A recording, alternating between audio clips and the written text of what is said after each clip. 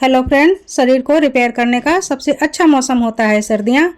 सर्दियों में बहुत तरह की ताज़ी ताज़ी सब्जियाँ आती हैं जो सेहत के लिए बहुत अच्छी होती हैं। मैंने यहाँ पर लिया हुआ है एक बड़ी गड्डी बथुआ।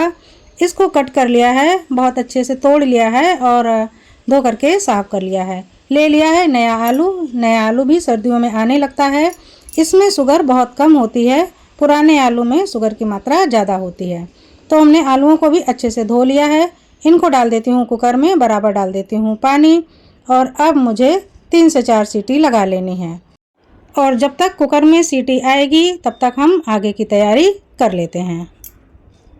तो ये जो बथुआ है इसको हमने साफ करके रखा था, धुल करके। इसको अब हम कट कर लेते हैं। मैं इस तरह से कट करती हूँ। पूरे बथुए को एक साथ मैंने इकट्ठा कर लिया और बीच से आधा करके साइड में कर लिया। और अब इसको चाकू की सहायता से कट कर लेंगे। हमारी मम्मी इसको हंसिये से काटती थी तो वो बहुत बारीक कटता था। हमको हंसिया चलाना नहीं आता है, तो इस तरह से हमने पूरे बथुए को कट करके तैयार कर लिया है। ये हैं 6-7 हरी तीखी वाली मिर्चें, 10-12 कलियां लहसुन की। लहसुन भी छील लेते हैं, बारीक कट कर लेते हैं। और मिर्च को भी हम बारीक कट कर लेते हैं। आधा इंच तक हमने अदरक का टुकड़ा ले लिया है, धो करके साफ कर लिया है, बारीक इसको भी कट कर लेते हैं। और अब इतना हरा मसाला तैयार है, इसको मैं बथुए के साथ साइड में रख देती हूँ। तो अब मैं बना रही हूँ सरसों के पत्ते की चटनी। इसके लिए हमने एक बड़ा बाउल सरसों के पत्ते ले लिए हैं। बहुत अच्छे से इनको मैं धो लूँगी। और एक टुकड़ा मैंने लिया है 2 इंच का मूली का। आलू में भी 3-4 सीटियाँ आ गई हैं। इसको रखती हूँ साइड में, चढ़ा देती हूँ कढ़ाई। अब हम डालेंगे इसमें 1 टेबल स्पून सरसों का तेल। तेल ज़्यादा नहीं डालना है, बहुत थोड़ा ही डालना है। जीरा तड़का लेंगे, लहसुन और अदरक को भी डाल करके थोड़ा सा भून लेंगे। जैसे ही इसका कलर चेंज होगा वैसे ही हम डाल देंगे सरसों के पत्ता और हरी मिर्चें। अब इनको हमें खुला ही भूनना है।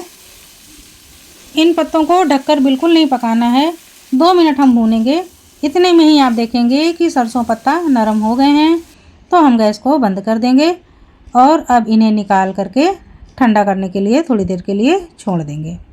आलूओं को ठंडा करने के लिए हमने अलग रख दिया है। अब हम बनाते हैं सरसों पत्ता मूली की चटनी।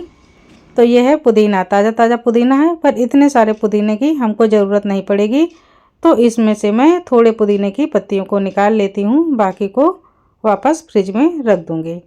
तो ये देखिए, हमने इतनी पत्तियों को साफ़ करके तैयार कर लिया है। तो मिक्सर का जार लेती हूँ और ये जो हमने सरसों पत्ता, अदरक, लहसुन, मिर्च के साथ सौते किया था इसको डाल देती हूँ। और ये मूली का टुकड़ा, इसको भी हमने साफ़ किया था, बारीक कट कर लेती हूँ और डाल देती हूँ। ये 2 से 2.5 इंच का टुकड़ा है। और ये हैं पुदीने के पत्ते, इनको भी हमने धो करके साफ़ किया था। अब इसी चटनी में मिला देंगे। तो सरसों, मूली और पुदीना, इन 3 चीज़ों का बराबर बराबर तक आप प्रमाण रख सकते हैं या अपने हिसाब से कम या ज़्यादा भी कर सकते हैं। अब डाल देती हूँ स्वाद के अनुसार नमक। आधा कप हमने पानी डाल दिया है। और अब हम चटनी को पीस करके तैयार करते हैं।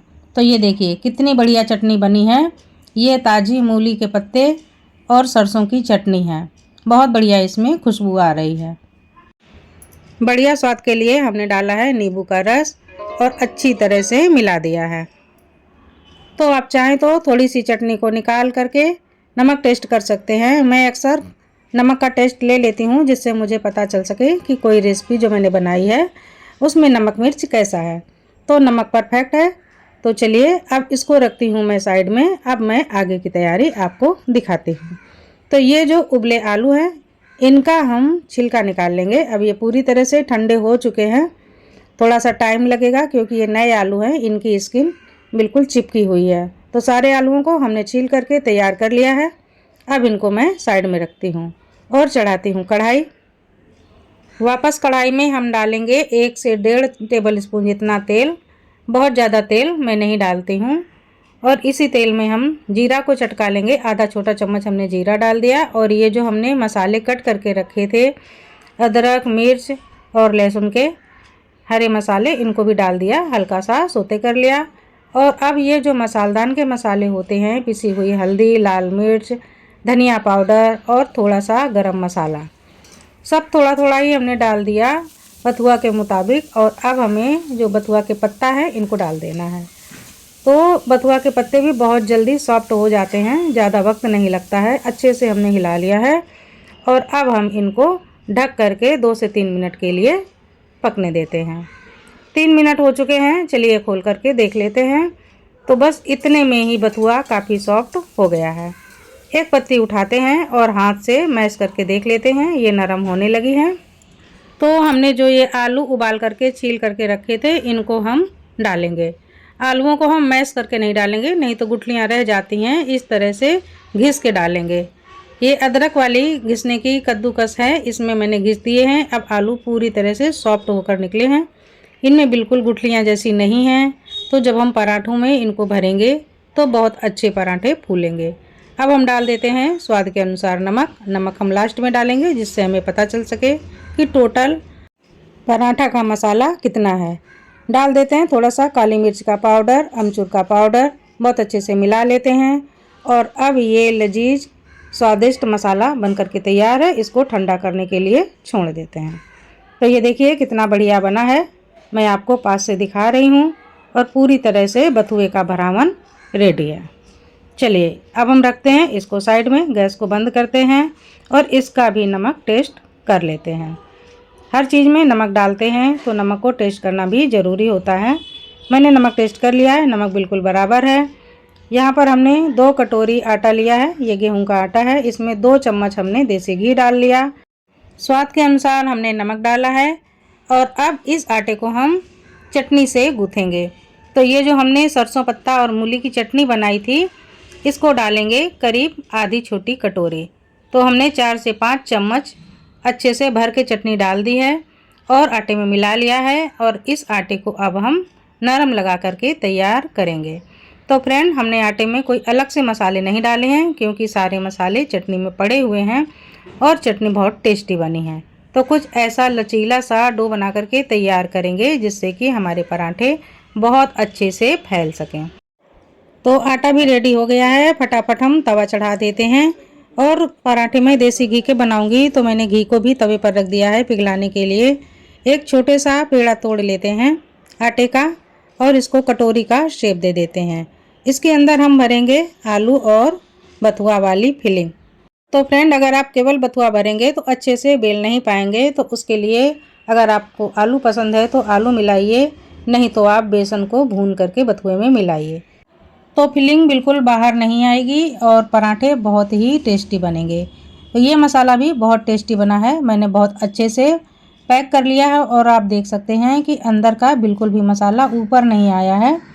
और अच्छे से मैं जब बेल रही हूँ तो एक जैसा बिल भी रहा है, कहीं पर भी गुठलियाँ नहीं आ रही हैं और पराठे फटने के चांस बहुत कम हो गए हैं। तो इस तरह से हमने पराठों को बेल लिया है। और अब इधर हमारा तवा भी बिल्कुल रेडी है। तो इसमें थोड़ा सा डालते हैं देसी घी और अब धीरे से पराठे को रख देते हैं। अगर आपने छपाक से रख दिया तो बच के रखना, क्योंकि मुझे एक बार इसी तरह से छींटा पड़ गया था चेहरे पर और मैं जल गई थी। तो जब हम तेल की चीज़ें बनाते हैं तो थोड़ा सेंकते समय दूरियां बनाकर रखें। जल्दबाजी में कभी कभी ऐसा भी हो जाता है।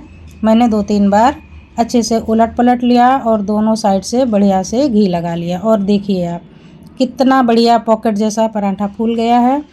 और धीमी आंच पर हमने बहुत अच्छे से पराठे को पका लिया है।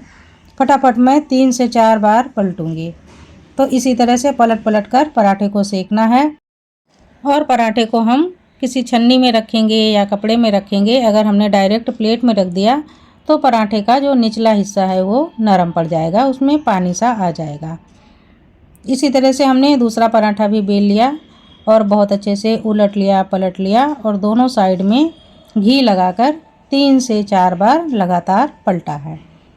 ये पराठे थोड़े से मोटे होते हैं और इनको पकाने में थोड़ा सा पेशेंस भी रखना पड़ता है, बहुत जल्दी नहीं बनते हैं। उलट पलट कर 3 से 4 बार पकाने पड़ते हैं।